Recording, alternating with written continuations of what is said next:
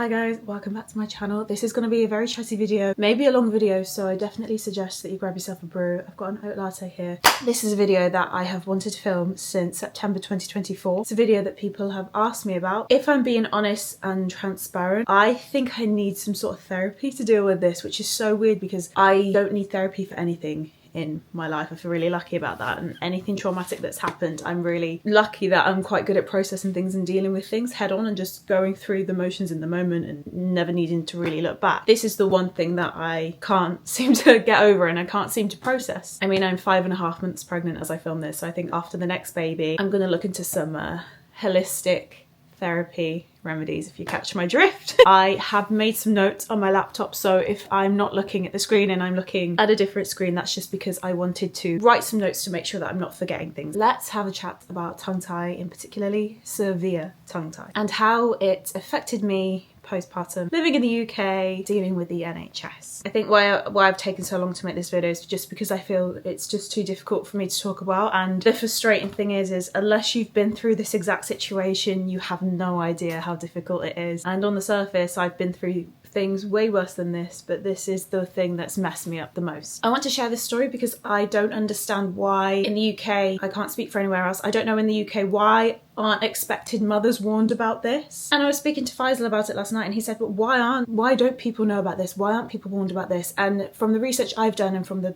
people that I have spoken to, it's because this situation isn't super common. Tongue tie is very common, and I will go on to talk a bit about what tongue tie is, but my situation is a severe situation and it's not that common, so I think maybe that's why it's not talked about that much. But I do think that anybody who is pregnant, or anybody who is looking to have kids in the future, or anybody who has an interest in their family and friends who might be having babies or are pregnant, please know about this. This might never happen to you or a loved one, but it might, and it completely ruined the start of motherhood for me. So I just don't want anyone else to go through it because it's the most unnecessary thing that's ever happened in my life. Like, apart from when the NHS made me disabled when I broke my foot, like, it's so unnecessary. Like, there's no need for me to be like this about this. It just shouldn't have happened. Like, it's so unnecessary. I just wish someone would have told me about it. Nobody told me about it. I spoke to so many people during pregnancy, and I'm not blaming anybody, obviously, it's nobody else's fault, but I just don't understand why we weren't even made aware of things like tongue tie. I don't get it. So that's why I'm making this video. I can't even go back and look at photos and videos of that time. It's too difficult, and I'm not usually like that. Like, I like reflecting, I like looking at memories, but I can't look at photos and videos of Athena when she was a newborn. It's too painful. I wanted to share my personal story while also educating other people about it and about tongue tie, how it affects babies, mothers, and what I wish that I'd have known before. So tongue tie is when the strip of skin underneath a baby's tongue, the frenulum, I'm definitely saying that wrong, is too tight or too short. You can feel a bit of skin there, like you can feel it. So yeah, it's either too tight or too short. It limits how much the tongue can move, and that tiny thing can cause massive problems with feeding, speech and comfort. It is responsible for why certain people have speech impediments when they get older, and apparently it's becoming more and more common, and it's hereditary. So how tongue tie affects babies: feeding difficulties is a massive one because the baby can struggle to latch. The baby slips off the breast or bottle so that they can't feed. Low milk transfer. It leads to poor weight gain or constant hunger in a baby. Gas, reflux or colic-like symptoms from swallowing air while feeding. Frustration or fatigue during feeding, and speech issues later on, depending on the severity and if it is untreated. How it affects new mums: painful breastfeeding, cracked nipples, blocked ducts, mastitis, feeling like you're failing despite trying everything, sleep deprivation, even more sleep deprivation than a normal new mum because feeding takes forever and the baby isn't settled, emotional toll, guilt, isolation, anxiety, postnatal depression, medical gaslighting, being told your latch looks fine or it's just colic. So there's some general symptoms, and I'm now going to talk about my story. I'm really sorry if it flips from here to there and backwards and forwards. I just want to get it out there, and I will have a sip of my coffee before. So I'd already had a pretty tough pregnancy with Athena. Nothing to do with Athena. She was very, very healthy. She was growing perfectly. She was thriving. Very, very lucky for that. I just had really bad symptoms like HG in the first trimester, and I did most of it all on my own. I didn't know anybody personally at that time who had dealt with HG, severe heartburn, severe ligament pain, SI joint dysfunction to the point I physically couldn't walk. In my third trimester, for a lot of it, I literally couldn't walk. A disabled foot, osteopenia, meaning my weak bones hurt a lot more. All at once. I do remember I was crying all day, every day at one point. Really didn't enjoy pregnancy first time round. I obviously felt so lucky that I had a healthy baby and a healthy pregnancy otherwise, but yeah, I didn't enjoy it. It was tough. So when it got to the point of actually having Athena and her being released to the world, I had so much hope and excitement, as all mums do, because I thought, oh my god, I'm finally not going to be pregnant. I'm finally going to be out of these horrible symptoms. I know I'm going to have all the healing and recovery, but to not be pregnant was like something I was really, really banking on and hoping for, because I struggled. I didn't enjoy it, and that's okay.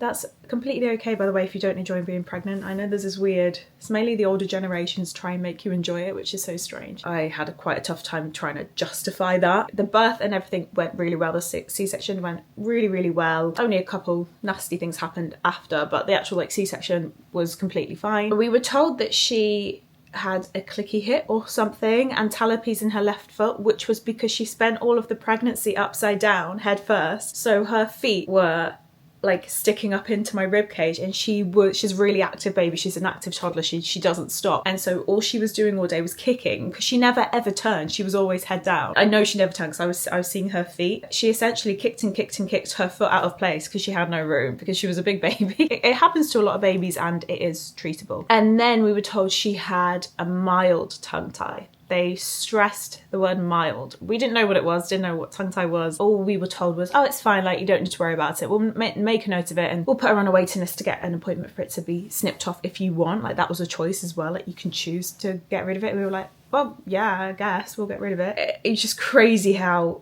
we were told it would not be an issue. The midwives were watching my latch. Athena took to breastfeeding straight away. She was a hungry girl. She was really, really good on the boob. She just found her own position that she created herself and she latched on fine. So yeah, I was like, oh, okay, that's fine. But I did notice she was always hungry. As soon as she was born, I noticed that she was hungry all the time and never really satisfied, but I just assumed because she was a big baby she was hungry. And I did notice that feeding was really painful. I just assumed that was normal, because people do say that breastfeeding can be painful, and I was thinking, oh god, maybe yeah, it was really painful on the nipple, but I just thought that was normal, so I didn't really say anything. I was like, I'm a new mum, I don't know what I'm doing. Maybe breastfeeding is just really painful. I didn't realise that it shouldn't have been that painful. A couple of days later, we then had a midwife appointment where she weighed Athena, and she told us that Athena had lost weight, which I didn't really know what to think at the time. I just remember thinking, I don't know how she's lost weight. All she does is feed, like I'm a feeding machine. We all thought she was growing, and it made me feel really guilty, and it made me feel like a failure because I was the one feeding her. I was the one keeping her alive because I was feeding her from my boob. So I felt like I had failed already as a mum, which I know everyone would be like, no, you're amazing, like you're fine, you're not a failure. I'm sorry, but you can't reason with a postpartum woman. Whatever a postpartum woman is feeling, you cannot make her feel better. Like, I know this is slightly off topic, but I just know, speaking from experience, like anybody in my life who has a baby, I will never ever try and reason with them when they're postpartum. Like a couple of months after, maybe it's a little bit different, but it doesn't matter what you say to a postpartum woman, it's going in one ear and out the other, and it's really, really frustrating when you're saying, I feel like I'm failing, and you're not met with, God, I understand, it must feel awful, it must be horrible.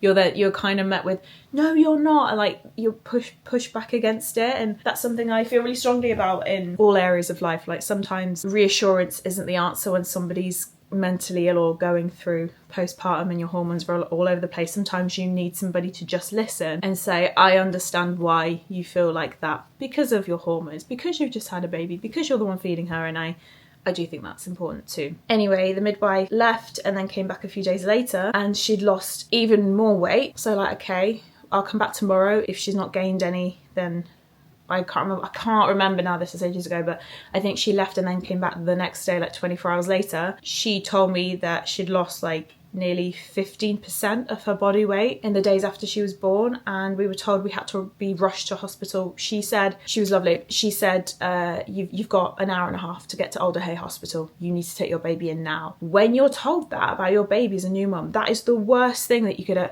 you could be told. Like, and I think the annoying thing is there was nothing wrong with her.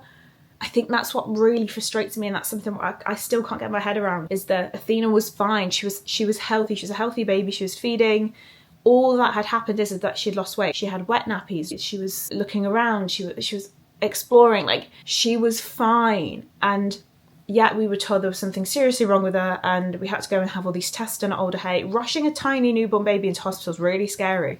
I'd never been to Alder Hey before. This is my first baby, and there's sick babies and children everywhere. It's heartbreaking. Like, it's a lovely building, but it's heartbreaking. And I just remember being there and feeling like a fraud, thinking like, are we taking up somebody else's bed? Because why are we here? And it made no sense. Like, she was as good as bulk. She was a perfect newborn. Like, she's perfect. Like, why are we being rushed to hospital? And it was incredibly distressing. I'm in pain. I've just had a C-section. Like, I need to be in bed. I need to be healing. Yet we're being rushed to hospital at, like, you've got an hour to go to hospital. I wasn't even dressed. It was really early in the morning. And she had all these things stuck to her, and she's been assessed, and they were assessing her blood pressure and all of these things, and I knew she was fine. Like, I even said to the nurses and these specialists that were coming in, I said, she's fine, she's just lost weight. We knew at that point it was the tongue tie, because there was nothing else wrong with her. Like, literally, she was perfect. There was nothing else wrong with her. She lost weight. We were guessing because of the tongue tie, because that was affecting her feeding, because at this point I literally was feeding every hour. So I'd put her on the boob, try and wake her up, try and get her to feed, put her down. I probably had about 10 or 20 minutes break, and then I had to repeat the cycle again, and I was doing that 24/7. So I did not have, I mean, you don't get a break anyway as a new mum, but it wasn't like I was just feeding her every 2 or 3 hours. She was on my boob every hour for about 40 minutes. So I'm getting 20 minutes break, if that makes sense. I'd put her on the boob at 11 a.m, feed her until 20 to 12, and then at 12 I had to put her back on the boob. So that's what I was doing. And trying to heal from surgery, and like eating and drinking constantly, because I obviously was breastfeeding so much that I needed the energy to create the milk so frequently. So I had all these hormones going on, and then I was like, oh my God, like, I know this sounds pathetic, but at the time I'm like, God, I'm literally never going to shift this baby weight, because like all I'm doing is eating, and I'm having to eat things that are going to fill me up quick. It was like, a lot of it was like chicken and fruit, but a lot of it was like flapjack and like a chocolate bar. I just needed something like there and then. They ran all these tests. They told me, yeah, she's fine. She's just lost a lot of weight. We were like, yeah. And we were told to try and expedite the tongue tie appointment. I think they have appointments at Alder Hey and at Liverpool Women's. So we were all, the hospital and us, we were both calling each individual hospitals to try and get a quicker appointment, because she'd lost so much weight. She was like being bumped up the list because she was a higher priority. Obviously there were other babies that needed it, but they were trying to bump her up as quick as possible, because she needed it, and I was really struggling. I was feeding all the time, but at this point I was starting to get blisters on my nipples, and they were bleeding, they were cracked, so I was having to like wash my nipple in that little break that I had to make sure it was okay, and then also trying to put cream on for like 10 minutes, and it was horrendous, because it got to the point where, sorry, I really don't want to cry because it's embarrassing, but it got to the point where every time I put her on my boob, which at this point was like every 30-40 minutes, I was like screaming in agony. So like at this point I was like completely ignoring the... Is your external charger charged? Not unless you've charged it. Yeah, basically we had multiple people trying to book the tongue tie appointment. We had a specialist, I can't remember what her role was, but she was a specialist at the hospital, and her best mate was in charge of doing tongue ties, but she was on holiday and there was no one else who could do it.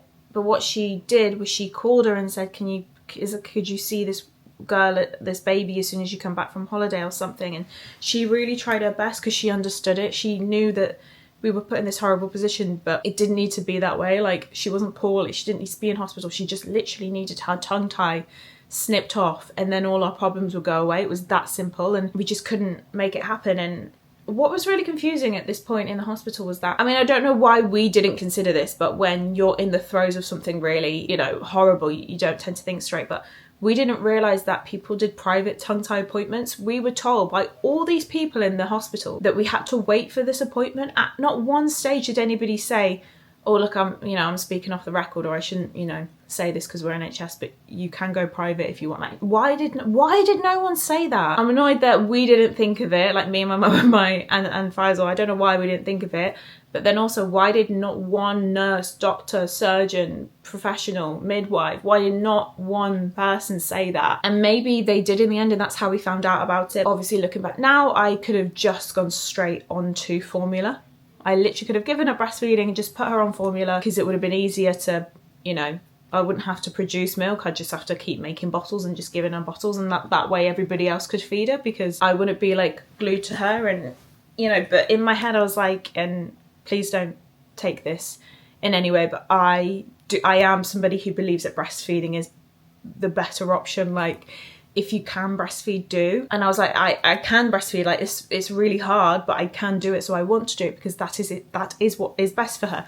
In the end, we did go to formula, which I will get onto, but at that moment in time I was like, why would I quit now? Like, fed is best, I agree with that, because of reasons like this, but if you can breastfeed, do it. Like, it is a big sacrifice, it is a full-time job, it's exhausting, it comes with all its challenges, but why would you not want to give your baby the best start to life if you can? Like, some people don't produce milk, some people physically can't breastfeed because they've had operations on their boobs for whatever reason. Some people physically can't. Some people, their mental health is in such a bad way that they can't. I completely understand that. Some people have tongue tie. That was my situation. Completely understand that. Going forward with my next baby, I would love to not have to go through this again, and I'd love to have a normal breastfeeding journey. We were advised to top up feeding with formula, so we said okay. We went and bought some formula. I think we already had bottles anyway, because I wanted to make sure I had everything. So I fed her on my boob every single hour. We topped up with formula as well, which was a heartbreaking decision. I didn't want to have to do that, but we needed to. And it was a lot. I was literally either, this is TMI, but I was either feeding her on my boob or I sat on the toilet. When you have a C-section, all your muscles are cut open. No one really talks about this, but try and poo after a C-section when you can't like push, because you've been completely sliced open. C-section, you are completely cut open and a baby's lifted out, right? Okay, try and poo when your muscles are like separated. That pain was worse than the C-section pain. Obviously I was dosed on painkillers, so that's why. But that was horrific. So I was dealing with that at the same time. We finally came home. We had been given very kindly a John Lewis voucher, so we were told to buy some breast pumps. I didn't really know what breast pumps were. I had a manual one, but I was so exhausted using it when I can, but my arms were so weak because all I was doing was holding a baby to breastfeed, so I could not, that action of pumping manually, I couldn't do it. And at one point Faisal was doing it, then we were like, we're not getting anywhere here. So we bought some electric breast pumps, and that was a whole other complete situation. We went through different ones. Some of them broke, some of them were really, really painful. We settled on the Mum Cozy M5 or M6, I can't remember. We bought them with the voucher, they broke. So then we got a replacement because they did work. That was extremely painful, I think, because my nipples were so sore and I didn't have time for my nipples to heal because I had to still keep expressing. What was happening was, as if I did have a little bit of break and she had a bit more formula, my boobs were getting engorged. I was still crying in pain every time I put her on my boob, which is really traumatic, like to pick up your baby and actually cry in agony. It shouldn't be that painful. So that's why we then decided to, after a while, like express more. Anyway, I'll get on to that. Before we had the breast pumps and we were using them properly. At the start, we were only using them once a day. Amongst that, I had the worry of visitors offended or upset or any type of way.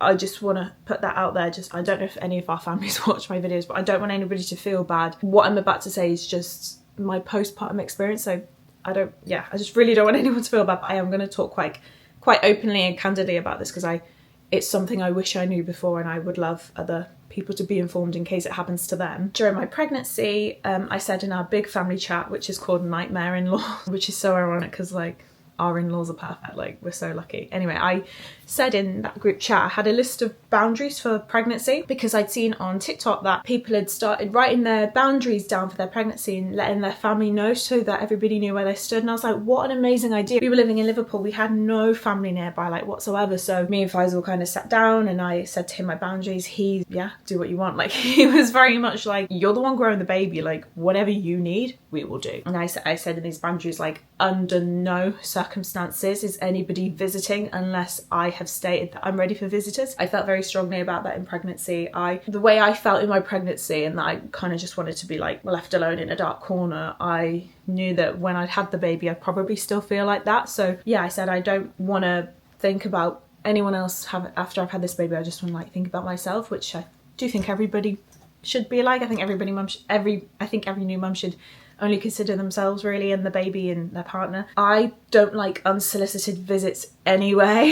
I never used to be like this, but as I've gotten older I don't like unannounced visitors. I mean, we never have unannounced visitors because I've made that point. And I think it's mainly as well because with mine and Faisal's lifestyles, we're neither here nor there. Like, you can't ever guarantee that we're going to be free or home at a certain day or time. I think because we don't have 9-to-5 jobs and we don't have like a schedule, like Athena's not in nursery or anything like that. Like, you basically can't just come and visit us because there's no guarantee that we're going to be home. So I always make the point to people of like, I want you to come, and I want it like, and also I'm usually the one visiting someone else, so I'm usually the one saying, hey, you free next Thursday, let's do this. So I made that point in the pregnancy as well, saying like, nobody just turn up because you're not going to come in, basically. And I would hate the thought of anybody paying money for fuel or a train to come up and see us and us not be there. And everybody was completely respectful about that. Obviously everybody was desperate to come, probably wanted to come to the hospital and see the baby fresh, but everybody knew the boundaries and everybody was totally respectful, and I'll always be grateful for that because I hear horror stories all the time, people's family just turning up at the hospital. I just think that's the most disrespectful, disgusting thing you can do to a new mum. I said to Faisal, I think when I've had the baby I'll decide when I want visitors, because we lived in a small, I still feel the same now actually, to be honest. We lived in a small apartment and my mum moved in for a couple of weeks after we had Athena because she was basically my nurse, because she'd had 3 C-sections. She basically used up all of her holiday to come and help us, which is such a selfless thing to do, but I didn't want anybody else other than my mum anyway. She was sleeping on the sofa because the spare room is Faisal's studio, so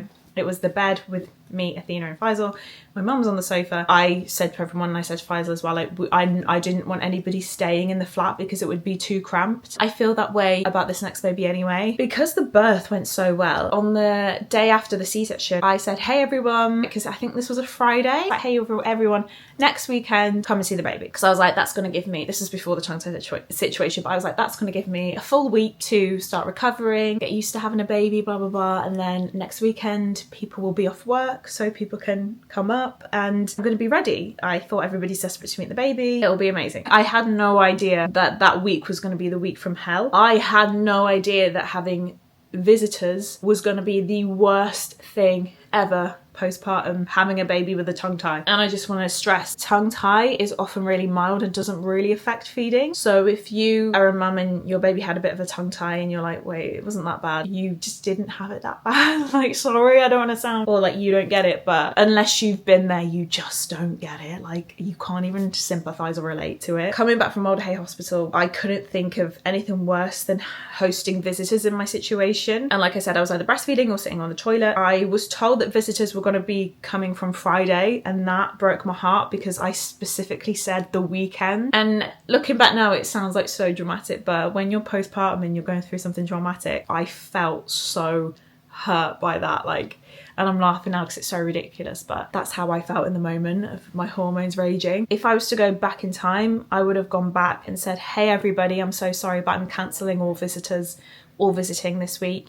Anybody who's already filled their car up or booked a hotel, I will pay for it, but I'm not having anybody. And I should have said that. If I could give anybody advice who's going through a tongue tie situation, don't host visitors. Like, I think it's different if your family live nearby. Like, I think if we all live near our family, people would just come and drop off a plate of food and clean the house and then leave or whatever, but we were like hosting, and there's a big difference. I just wasn't in a position to do that. Thankfully my mum was and Faisal was, so like they could deal with it, but I don't know why I just didn't say that. But also I'm like, why didn't anybody else step in? And I know this sounds so silly, and I have spoken to my mum and Faisal about this as well because they completely understand, they completely get it. Why did none of us stop the visitors? Why didn't Faisal say, hey, Ellie's really not in a good place, I'm sorry? Why didn't my mum say anything? Why didn't everybody visiting think, whoa, let's just leave her to like, and it's no one's fault. Nobody did anything wrong. It was just a situation, and it's all very well looking back, isn't it, and saying, well, this should have happened, this should happen. But when you're in the throes of things, you don't think like that. But I think that's why I need to let go of that resentment, because I hold resentment for that situation like massively, and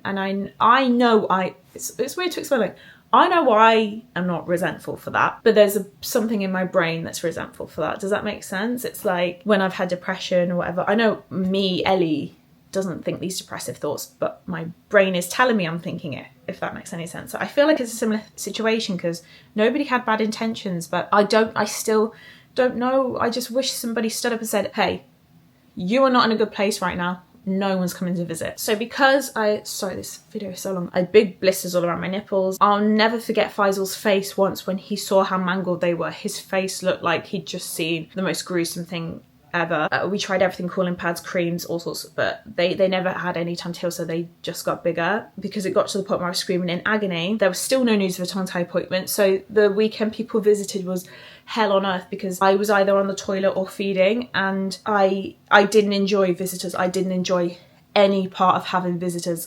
It was the worst time in my life. I hated every second of it, and that's awful. And again, like, you can't relate unless you've been there. So if you're thinking I'm being horrible, you just haven't been in that situation. I was so terrified of Athena having to go back into hospital. Basically, if she didn't gain weight in a couple of days, she was admitted properly again to hospital. So I had this overwhelming sense of, in motherhood, of like, I have to make sure this baby gains weight, otherwise she's going back into hospital, and I literally am the worst mum in the world. So I was in the toilet, I was in my bedroom, I was like, I was locked away in my bedroom with my tits out, basically. I said to Faisal, please make sure under no circumstances does anybody cuddle her, because what was happening is me or my mum or Faisal, we were giving her a cuddle, that she'd fall asleep, and then I couldn't feed her because she wouldn't wake up because she was so cozy. So I had to say to everybody, and get Faisal to say as well, you can't cuddle her. Like, I know you want to hold this baby, but you can't cuddle her because then I can't feed her. What was happening, well, one time, and I'll never forget this time, one time I called out, oh, Faisal, can you bring Athena? I need to feed her. And she was brought into me, she was really warm. And I said, well, who's cuddled her? Like, I said, no one can cuddle her. And Faisal said, no one's been cuddling her. And I knew that that was a lie.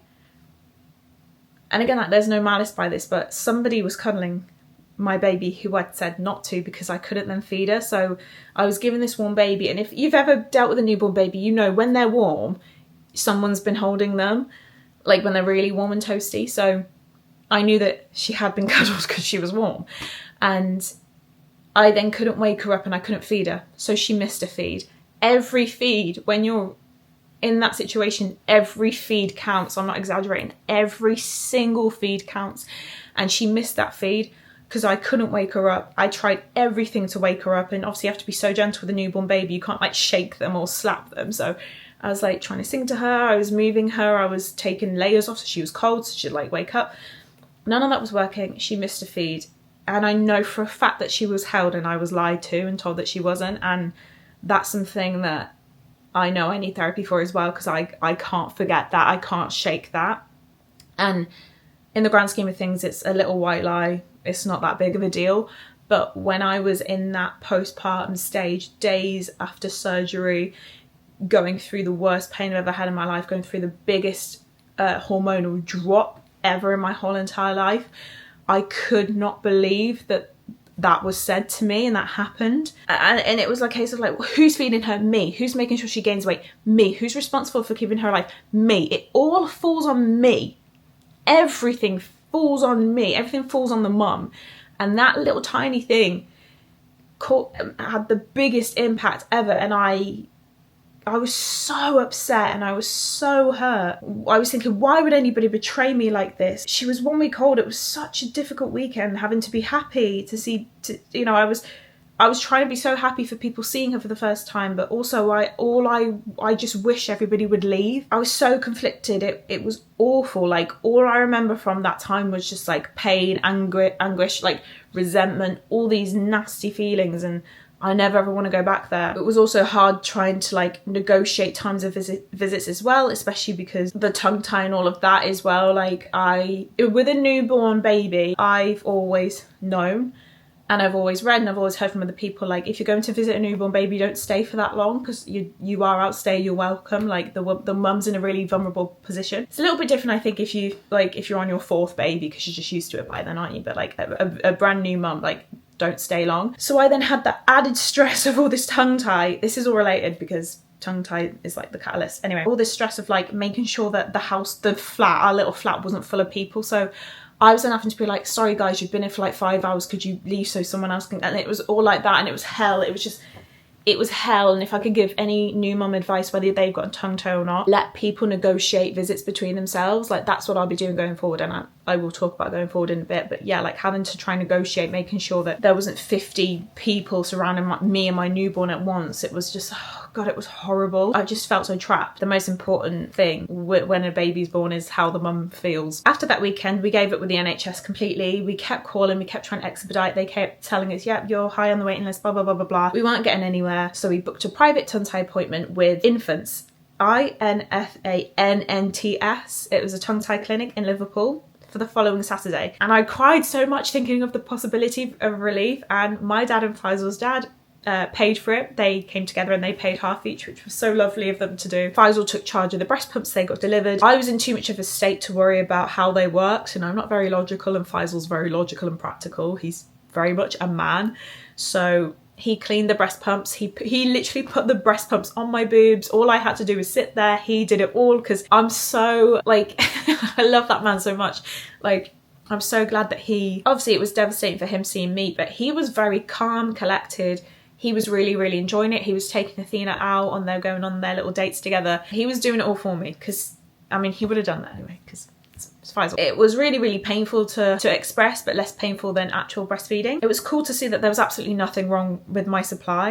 And it was nice because then him and my mum got to give her a bottle, which gave me a little bit of a break. So it was really cool. I'd be like, oh my God, look how much I've expressed. Like, that's a really amazing thing. And at that point, the midwife then came and gave us literally the best news ever, that she'd gained some weight back. She'd not gained it all back, 'cause it'd only been a few days, but like my hard work was paying off. Like me being so adamant on feeding her every hour and people not hugging her and standing my ground and sacrificing myself completely to feed this baby for her to gain weight. And she did it. My instincts were right, and I did it all by myself. And well, with Faisal and my mum obviously helping and feeding me 24/7, but I did it. I also began combi feeding with Kendamil Organic during this week as well. At this point, I unfortunately had to, for a period of time, I had to physically stop putting her on my boob because it was just too painful. So I was just expressing a lot and combi feeding. The combination of breast milk and Kendamil, Athena loved it. I mean, she was fine through the whole thing. Like, this is what's so annoying. Like, she was just fine throughout the whole thing. She was just really happy. She just liked being fed. Saturday finally arrived and we went for our appointment. It was such a positive experience from start to finish. And this is a moment that I'll never forget, that always makes me cry when I think about it. The woman who did the appointment told us that Athena's tongue tie was so severe, it was 90% out of 100. The severity was 90%. Like, it almost couldn't have been any worse. She looked at me, and this was a woman who'd been doing this for years and years and years and years. She looked at me and said, I don't know how you've breastfed her. I'm like, I don't know, it was like the first time that I felt like validated. I couldn't believe it, because you doubt yourself so much, don't you, when you're going through something like this. And the fact that a woman who's made a business out of snipping tongue ties said to me, I don't know how you've done it. She was like, have you been breastfeeding her this whole time? I was like, yeah, a couple of days I've had to stop and just express, but she's been on the boob like every hour for nearly 2 weeks. And she said, I don't know how you've done it. And I'll never forget.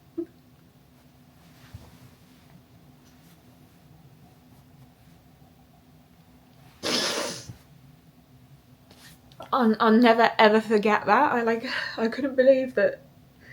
It all brought home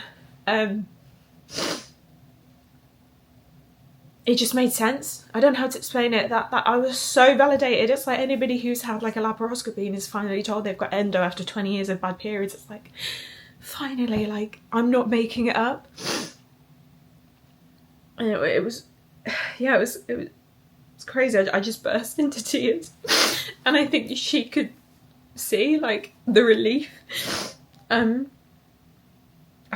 Someone saw me finally. And I felt so validated, yeah. It was at that moment that it then made me think, it made me realise how much I'd gone through. And I remember we were in the car with my mum at one point, and she even said to me, Ellie, this isn't going to hit you right now. Like, you're not going to process this for a long time. She told us way more than the NHS ever did. She gave us so many breastfeeding tips. The actual procedure of cutting a tongue tie is 2 seconds long. That's it. This is a tongue tie appointment. You lie the baby down, you open their mouth, snip. That is literally it. Snip. We watched it happen and we were like, oh, when are you going to do the procedure? I've done it. What? It was that quick. Why aren't they doing that as soon as your baby's born if they've got tongue tie? Why is no one just wheeling them off and snipping them? I know, the cuts and everything, like, I know, but it's more of a rhetorical question of like a procedure that was that quick and easy. If that was just done when she was born, I would have had the best postpartum experience ever, because she was such a good baby, such a good supportive family, such an amazing husband. She is the easiest baby. I think that's why I got pregnant so quick after her, because she's so easy. Like, she was the easiest newborn ever. And I cannot believe I was robbed of what should have been a perfect newborn experience because of that. And it hurts because, like, you never get the same baby twice, and our next, like, the baby I'm growing now could be a really high needs difficult baby, and I could be going into a really difficult postpartum experience. I just feel so robbed. Like, it's so ridiculous. Like, she wasn't poorly. Like, I'd get having this trauma if we had a poorly baby. She wasn't poorly, she had a tongue tie, just a bit of excess skin or whatever it was. She then told me, she was like, put your baby on your boob, put her on your boob, put her on her straight away. And for the first time, I fed her straight away with no issue. I was crying my eyes out, not because of the pain, but because I was like, this is what breastfeeding is supposed to feel like. I still can't get over it. We even left and joined a Free Palestine protest straight after, which was Athena's first protest at 2 weeks old, which I think is pretty cool. But unfortunately, the joy didn't last. The lasting effects on my boobs meant that after a few weeks, it was just too physically painful to feed her. Like, I felt like it was irreversible damage. I think what I would have needed in an ideal world is to not breastfeed for 2 weeks, let them heal and then feed again. But by that point, your supply dries up, you know what I mean? So I had to go back to just expressing and formula. So we went back to the combination of formula to top up and expressing milk. So my breastfeeding journey wasn't over, but I would never have the feeling of holding her on my boob ever again. And that was really heartbreaking, because I had it in my head, like, I want to go for at least 6 months exclusively breastfeeding. And like, why didn't the NHS just snip your tongue tie there and then? Maybe they do in some trusts, but they didn't in Liverpool. So I expressed for as long as I could, and then we just went on to Kendamil. We would get Kendamil organic, but if we couldn't get Kendamil organic, we'd get goat. We were really lucky. Athena just would have whatever you'd give her. Like, as long as it was Kendamil, she'd just have it. So we were really lucky with that. And I feel like that's been like, oh, because you suffered so much, here's a really easy feeder. And she's always been the same. Feeding, eating, drinking. Now she's 16 months old. She's very, very easy. I'm really lucky in that regard. Yeah, the midwife came and weighed her, and she'd gained all of her weight back, which was the best news ever. I saw how happy our midwife was when she gave us the news. Like, I'll never forget that. Like, you could see she was so excited to tell us that news, because she understood. Obviously, she knew what we'd gone through, because so many other mums go through it as well. I was so proud of myself, and I was so proud of Faisal as well. Like, we did it. That was the tongue tie situation. And then after that, our breast pumps broke. They sold out of the ones we were using, so we had to use different ones, which turned out to be the most painful ones ever. So we then had to return them. At this point, I was pumping so much, I was just exhausted. it just hurt so much. And then Mom Cozy sent me the breast pumps that I was using originally. Like, they sent me them as like a gifted collab.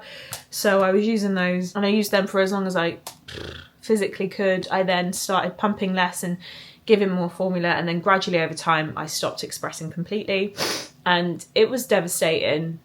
I really wasn't happy to do that because I knew I was producing really good milk and I was eating so well, and I knew that the breast milk would have been better than formula. But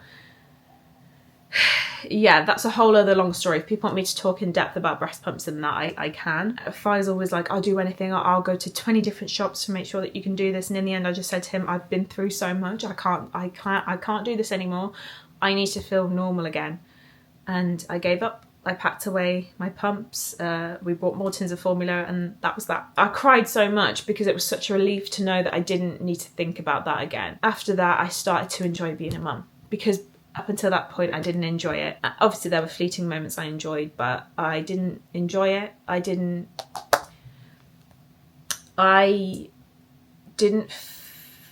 knew I loved Athena, but I didn't actually feel any love for her until about 6 months into motherhood.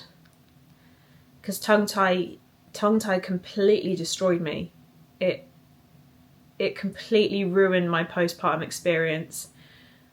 I just don't want anybody to go through what I did, but I know so many mums do, and it's ridiculous because tongue tie is such a simple procedure, yet it's completely ruined me.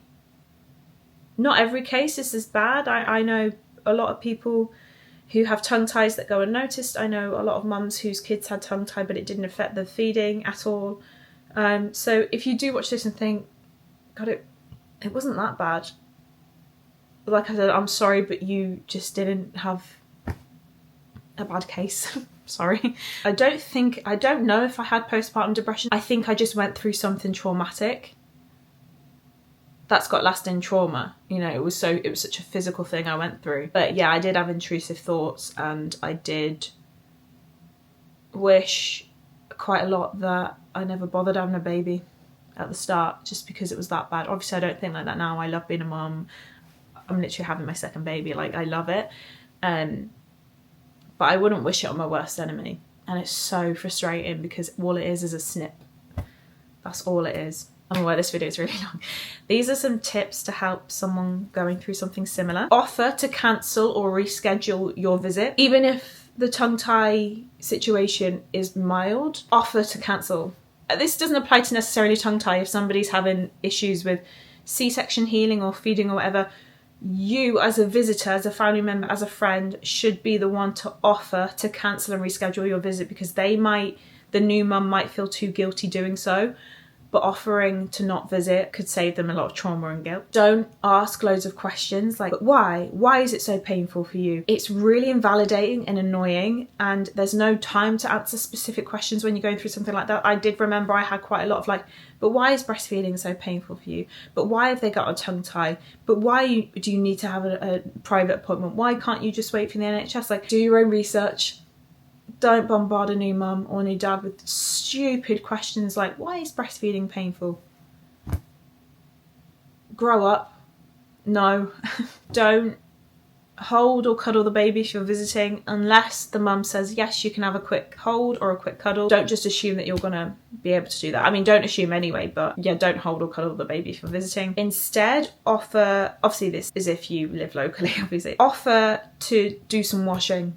Offer to drop food around. Don't offer to come and cook because you're in their space. Say, I know you're going through something, here's a delivery voucher to order a takeaway. Or, I'm not going to stay, but I am outside your house, I'm just going to drop some cake off outside the door. Hey, I'm outside your house, can you give me a washing basket? I'll go and do your washing for you and bring it back tomorrow. Like, that's way more helpful.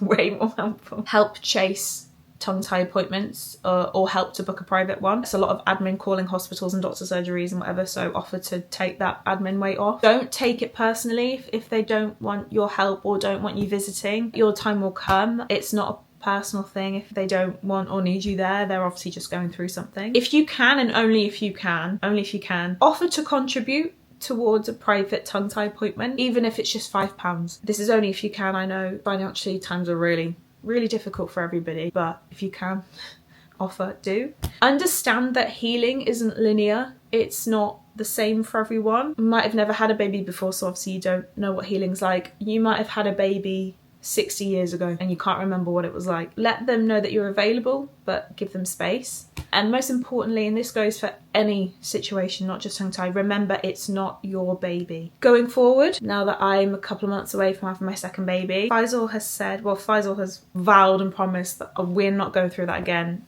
He's devastated that I didn't have a good experience. He is going to book a private tongue tie appointment in advance, and if we then don't need that appointment, then we can pay it forward, give it to somebody else in need, because it breaks my heart that there are single mums out there who have no support that are going through what I'm going through and are waiting for months for an appointment. Because when our tongue tie, we cancelled our appointment, but they sent one anyway. 3 months later, we were at the very, very top of the waiting list. We were like, I don't know what the word is, like red lighted up the list because our situation was like severe. We still would have had to have waited 3 months, which is shocking. So yeah, we're going to book a private, well, Faisal's going to book a private appointment just in case. When the next baby's born, we're going to specifically say, do they have tongue tie? Please can you let us know? So we can book a tongue tie appointment straight away. And yeah, like I said, if we don't need it, we'll pay it forward. I have said to Faisal, and he agrees, I don't want any visitors for at least a month. Even if the baby doesn't have tongue tie, or if they do, we get it sorted straight away. Because this is our last baby, and because I didn't enjoy any of the postpartum period last time, I want to be so selfish, and I really, really, really want to just enjoy soaking up having this newborn baby, and I just want to try and have the best time ever, and I don't want to think about anyone else. I don't want to think about anyone other than me, my husband, and our babies. And also I think because Athena, she's only going to be 19 months. She's, 19 months old when the next baby's born. She's not going to understand what the hell is going on, so I want her to have a long period of time of adjusting without anybody else coming in. So yeah, I'm going to do that. So, I mean, I might be 1 week postpartum and think, you know what, I want people to come. I can change my mind because it's my choice, it's my baby.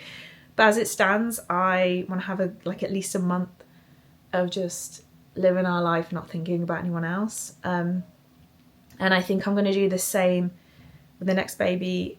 I don't want a house full of visitors, or if we do, it has to be for a couple of hours. I don't want loads of people sleeping over. There's a hotel literally down the road, like if people want to come. But yeah, I feel really strongly about that. I just want to correct everything that went wrong last time and look back and have a really good memories. Thank you so much for watching this video. I am so aware of how long it is. I'll leave some links below for people to do their own research. I hope nobody feels offended by this video, but this is a video that people still ask me to do, and I've had people message me thanking me for speaking out briefly about tongue tie before, because it's meant that they've been able to seek help and avoid this happening, and that is like the best thing ever. Like having a new mum message me and be like, you spoke about tongue tie a year ago, we got it sorted and it's changed our life. Like, what the hell, crazy. I will always be as open and honest as I can be with things like this. I'm so sorry it's taken so long to film this video, but I just want people to understand that tongue tie can ruin your postpartum experience. Your baby might have tongue tie and it doesn't affect you, in which case you're very lucky. But there's a lot of people that have gone through what I've gone through. I don't think it's spoken about enough. It's the same with HG. I don't think it's spoken about enough. I don't think awareness is made enough. So that's why I filmed this very, very long video. I need to go now. I really need to go. But thank you so much for watching, and I will see you in my next video. Bye guys.